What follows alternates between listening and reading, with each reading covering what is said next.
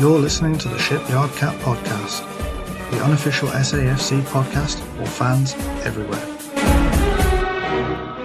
Hello and welcome back to another episode of the pod.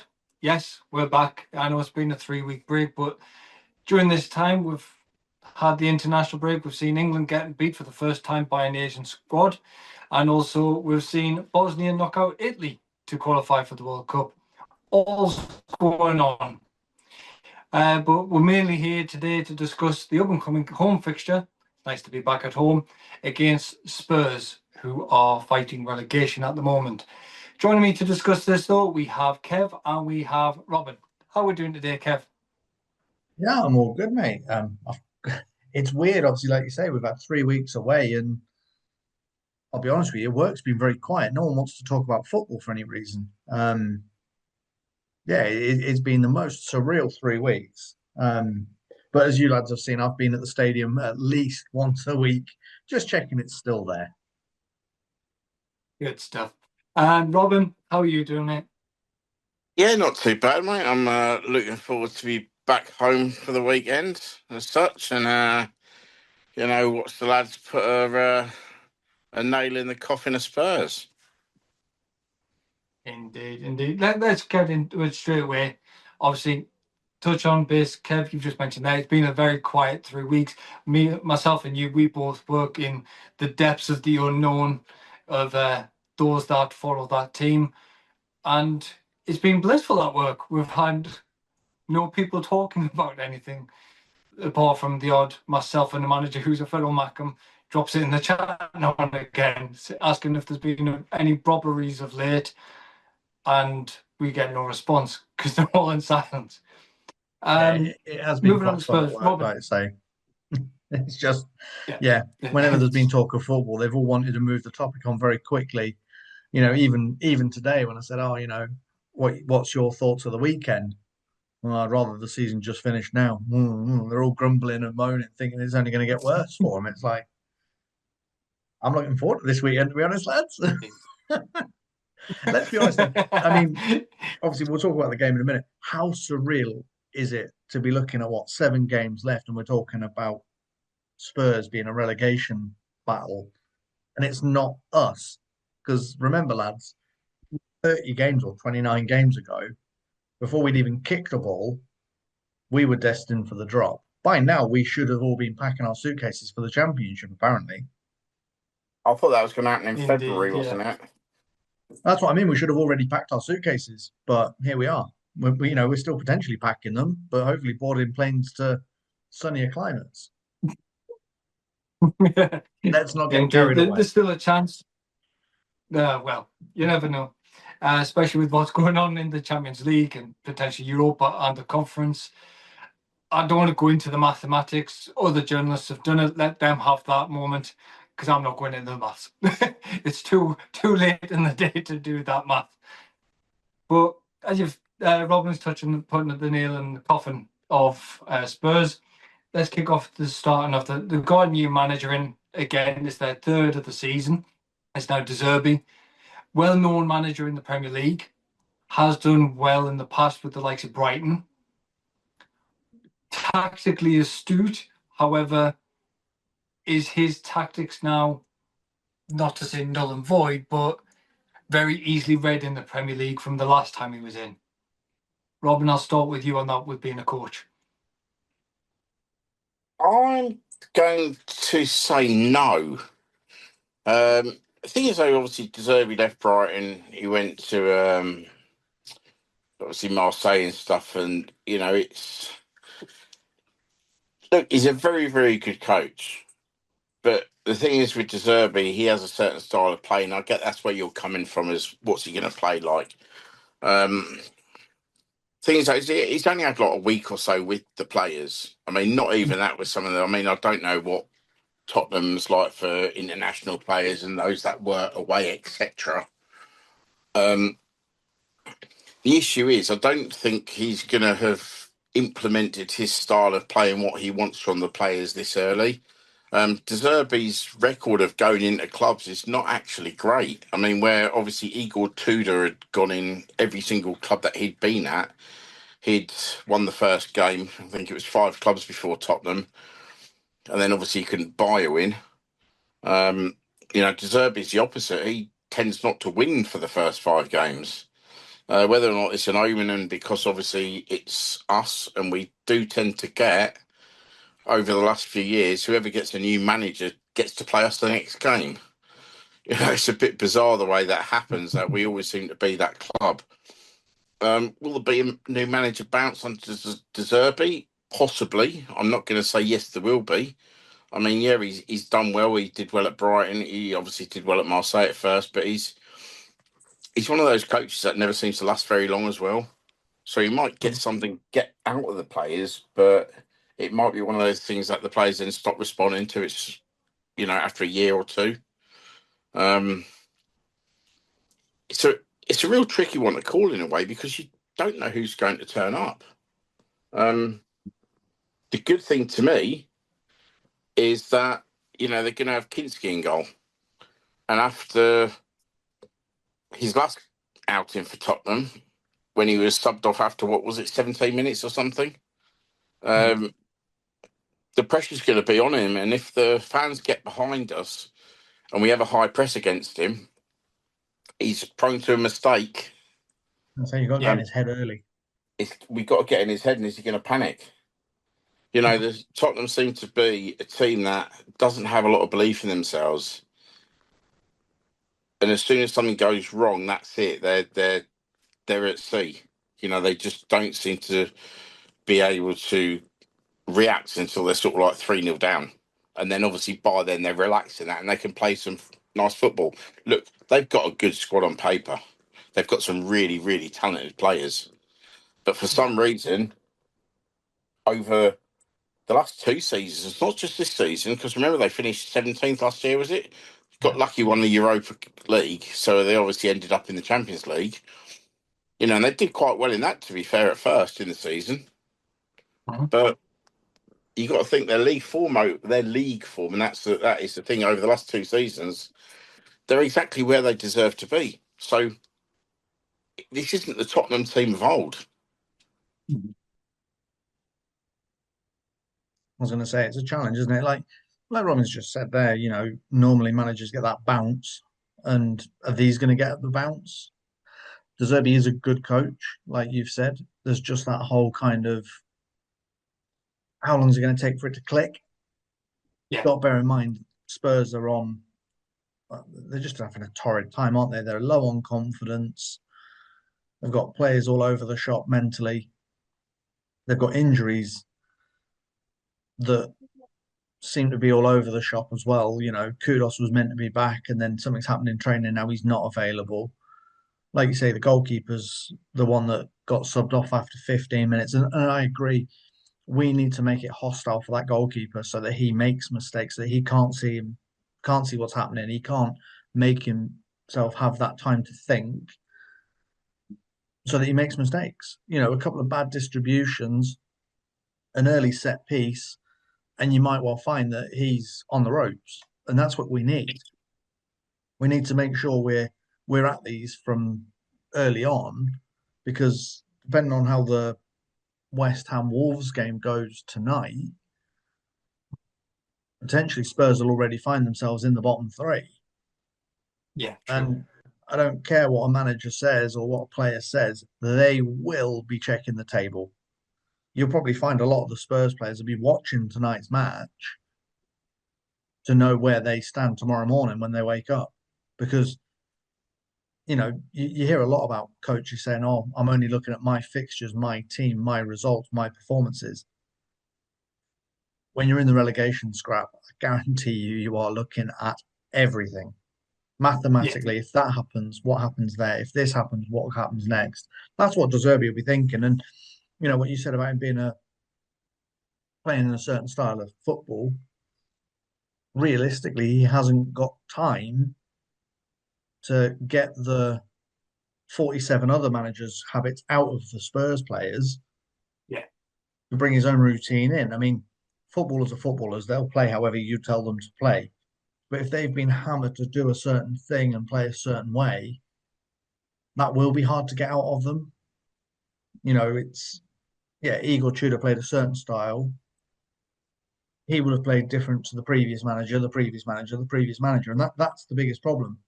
What, like Robin said as well, if some of these players have been away on international duty, they've also had to quickly adapt for how their international coach plays. So it's not as easy as just turn up, put the suit on, and stand in the dugout. But it's just, for me, the funniest moment is if anyone remembers Regis's first ever press conference, he famously said, "I won't play like Guardiola, like De Zerbi." And here we are, we're about to play De Zerbi. So let's see how they play against each other. I mean, I'll just add into that. Obviously, Kevy's mentioned about the managers and that. I mean, this is what their fourth manager this season. Obviously, Third or fourth, I can't keep up. Yeah, it is difficult for players, when they're told one thing and then they're doing that, and then they're told another thing and doing that. Now they've got a new man in coming that, and obviously their brains reverting back to what they were told before. So the only thing that might work in their favour is De Zerbi is a bit progressive, like Ange Postecoglou was. So obviously, if they're going to play that style of football, then they might be more suited to it. However, obviously they were very fragile at the back, like you said. They've got their injuries. To me, the big one is, like I say, it's who turns up. It is really what players are going to be up for it and what aren't. I mean, if West Ham win tonight, I don't know how it's going, obviously, but if West Ham win tonight, and I mean, Forest playing tomorrow, are they early on Sunday as well? But if Tottenham are in the bottom three when they come to play us, some players are going to react like, "Oh my God, we're down," and clam up. Other players, and possibly the team talk, is, "Look, you're in the bottom three. You've got nothing to lose now. Go out there and see what you can do." And they might absolutely turn up and put on a show. Yeah. It's a real tricky one now this time in the season. I mean, I am. It's a strange time to get another manager in. Yeah. Why, with everything that happened before? Yeah, I know obviously Igor Tudor's dad died, and obviously condolences to him and his family and that. But,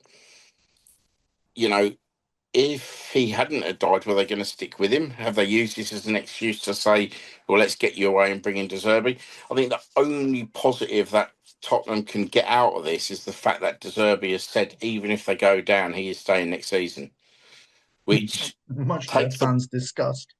Yeah, but it takes the pressure off everybody at the club, because the club have sort of said, the management, the ownership, the Lewis family, etc., have sort of said, well, look, we've got you for this amount of time. If we go down, you're here to rebuild it, and we'll give you this, that, and the other to do it.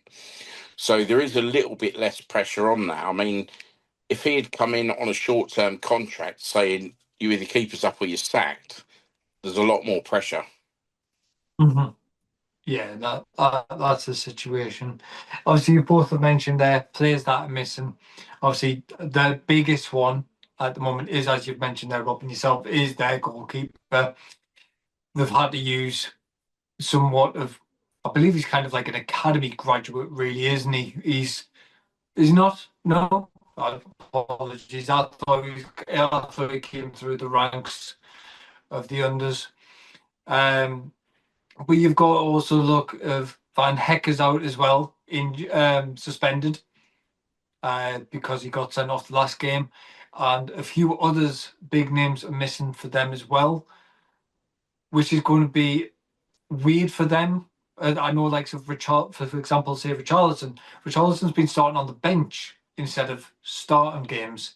And most teams that you see, Richarlison would be a number one starter. I mean, just to jump in there, and I'm sorry, obviously, Vicario, their number one keeper, hasn't been in the greatest form this season anyway. Hence why it was dropped. Yeah. Kinski, I believe they bought last January, came in, or it might have been in the summer, 18 months ago. They brought him in, and he actually started off in the Europa League, and he started off really, really well on his debut sort of thing. So that they did bring him in, and he's one of those players where they looked at, You know, he's got a bit of potential. I suppose it's a bit like us with Melker Elborg. You know, he's come in as a number 2 to learn to maybe push for next season for Ruffs, and yet Ruffs then gets injured and Elborg gets his opportunity, you know, to play games, you know, which wasn't expected. And the same thing happened with Kinski last season. And then obviously they stuck with Vicario, and then they decided to drop him. And yeah, I mean, look, for a goalkeeper, there's nowhere to hide. You know, and it's one of those things. You know, how many players, outfield players, make a mistake, the ball runs under their foot, they miscontrol it, etc. They get away with it 10 times a game. Goalkeepers can't do that. You know, and is it the coach's fault that they insist on this playing out from the back and playing it through the goalkeeper? You know, so we said, you know, in the breakdown of the derby, you know, with Claire Balding's goal, you know, why we weren't just playing that long? Why we insist on trying to beat the press against, you know, a really rapid press, you know, with what you've got to think, the 2 players that contribute to that goal in Elborg and O'Nien, both very inexperienced in the Premier League, both second choices. You know, we're trying to beat one of the best presses in the league. You know, so at times you've just got to say, look, let's just get rid of this ball. And that's the thing, you know, if they're going to insist on playing out, which Tudor did, and obviously cost them, you know, to me, the fault there is with Tudor, you know, because the goalkeeper wasn't really ready for that style. Certainly against that team, you should have had a plan B. Yeah. And that's where you need a stronger goalkeeper. We've seen it at times with Ruffs. He's like, no, go up, and I'm just going to play it long. You know, and that's what you need. So it's as a young goalkeeper, I'm going to say it's very, very difficult. The fact that if your coach tells you he wants you playing it this way, and that's what you're going to do, all your instincts are saying, hang on a minute, their press is high, they're quick, I need to get rid of this. But then he's saying, no, I want you to do this. And it ended up costing you a goal. And then he's getting blamed for it, where the blame to me lies with the coach. You know, the coach should be then saying at times, if they see the press is high, the coach should be saying, go long, get everyone up the pitch. But they don't. This is it. They let the player drown. And he literally did.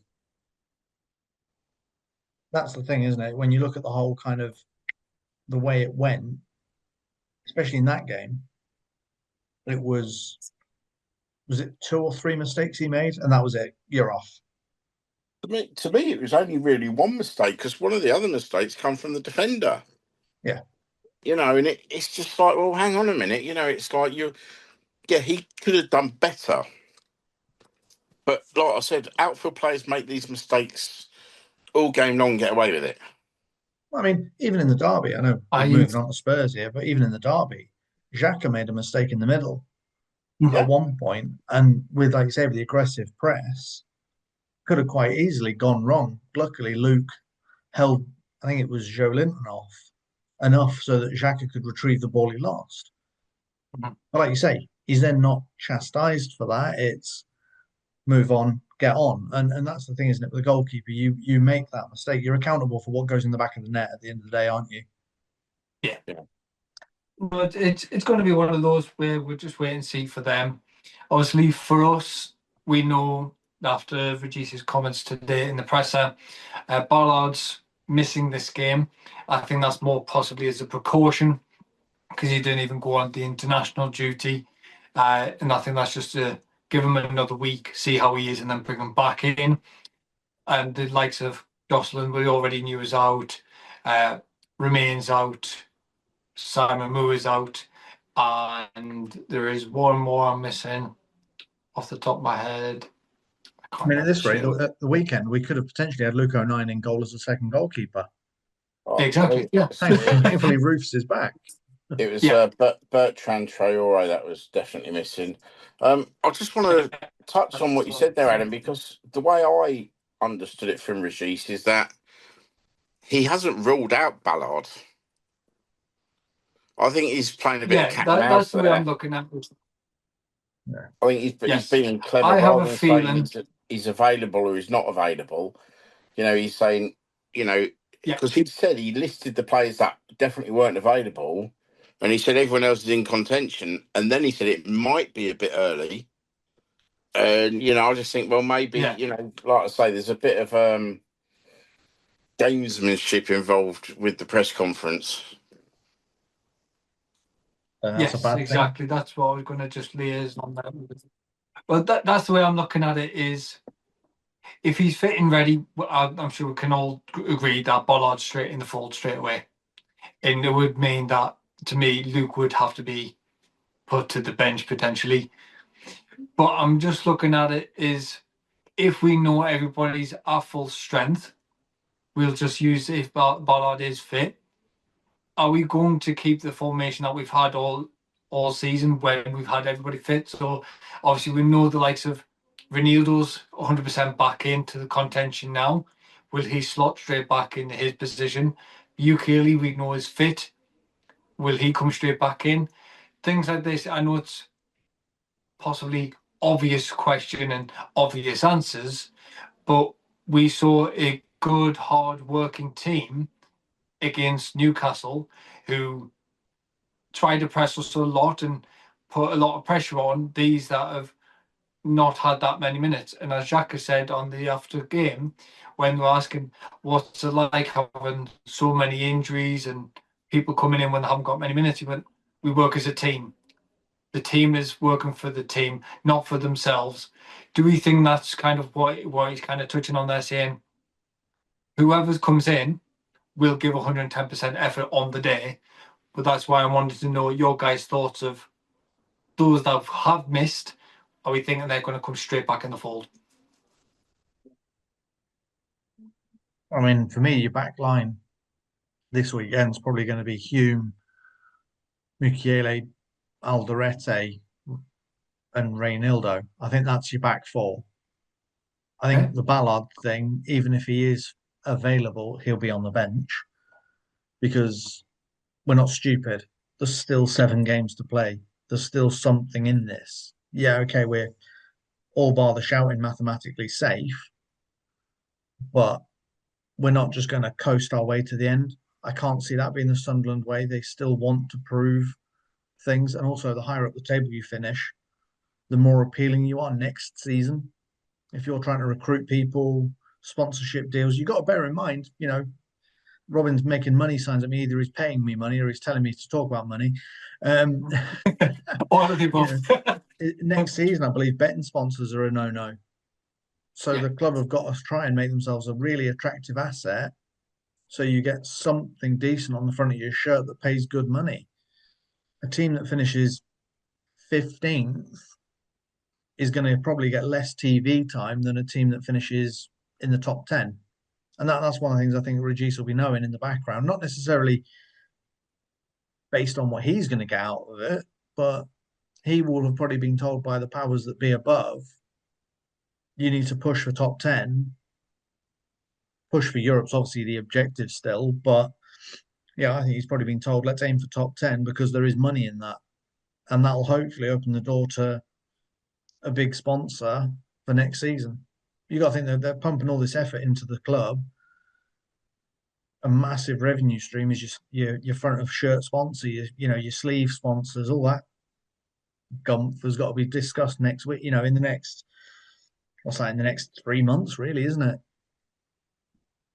Yeah, I mean that's it. I mean, what I was saying, the money signs, Kev, is obviously because the higher up the table you finish, the more money you get. Yeah. And not being funny, but as it stands, we're one win away from Europe.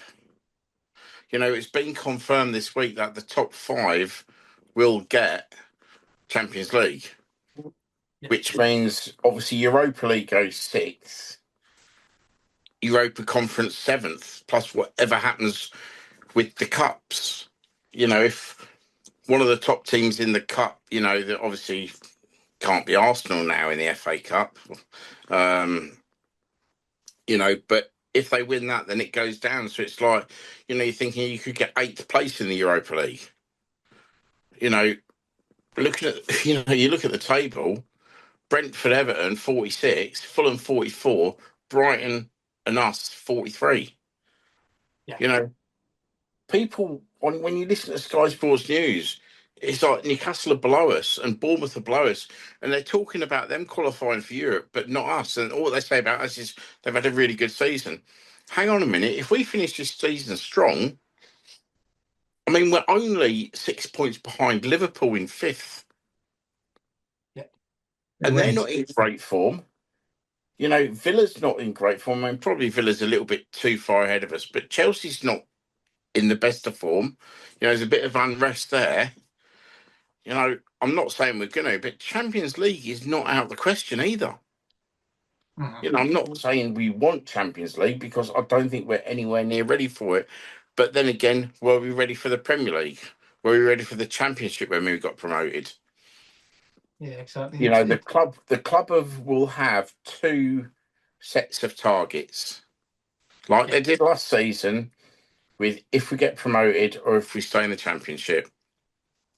And it'll be a case of if we stay we're staying in the Premier League. It'll be a case of if we get to Europe, what European competition we're in and what players can we attract. And that is a huge thing. And I'm not ruling out a European spot. You know, I actually think, you know, if we pick up 3 points on Sunday, you know, depending on the other results, I haven't seen the other fixtures, but it's going to put us in the right sort of place. Yeah. You know, and yeah, we're going to have a say with the relegation teams because, you know, we've still got Forest to play, we've still got Wolves to play. You know, obviously, to us, I think the one that we, you know, is Villa. You know, when we play Villa, that could have a big sway on things. You know, because Same as Chelsea as well. yeah, That could happen as well. you know, last game of the season, Mhm. Everton away. Well, our last away game of the season, Everton. No, the last game of the season is Chelsea at home. But them two games are basically could be European 6-pointers. Yeah, exactly. It's going to be an interesting one, and we never know what. As you said, it's one of those ifs, maybes, and certainly possibilities going into that run of fixtures, and we just take game by game and just hope the others around us either falter or we can do better than them. But what I want to do now, just should we get some predictions under the way, because we know everybody's pretty much fresh, ready to go.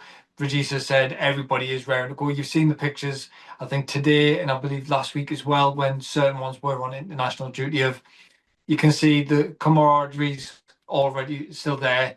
Everyone's laughing, everyone's having a good giggle. Obviously, Noah and Habib have clearly had a dare gone wrong or something like that for them to shave their heads completely. But that I think we'll never find out specifically what they've lost there. Let's get some predictions for Sunday's game, and I'll start with you, Kev, if it's all right. I think 2-1 to us.